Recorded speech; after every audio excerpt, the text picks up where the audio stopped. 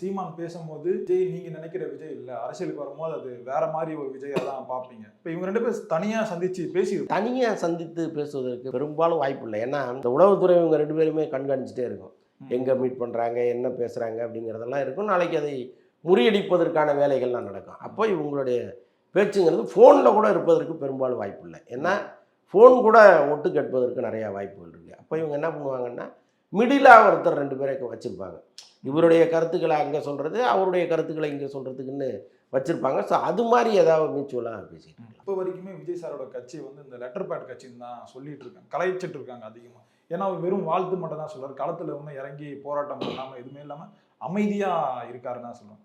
ஆனால் இன்னைக்கு வந்து மாநில கட்சியாக வந்து பதவி பண்ணியிருக்காங்க. இன்னும் இந்த ஒரு சில மாதங்களை வந்து மாநில கட்சியாக மாறிடும் அப்படின்னு சொல்கிறாங்களே சார். விஜய் சார் வந்து ரெடி ஆகிட்டாரு. கண்டிப்பாக நீங்கள் பேசி தானே ஆகணும். ஒரு எதிர் அரசியல் பண்ணலைன்னா மக்களே உங்களை வந்து ஒரு கணக்கில் வச்சுக்க மாட்டாங்க.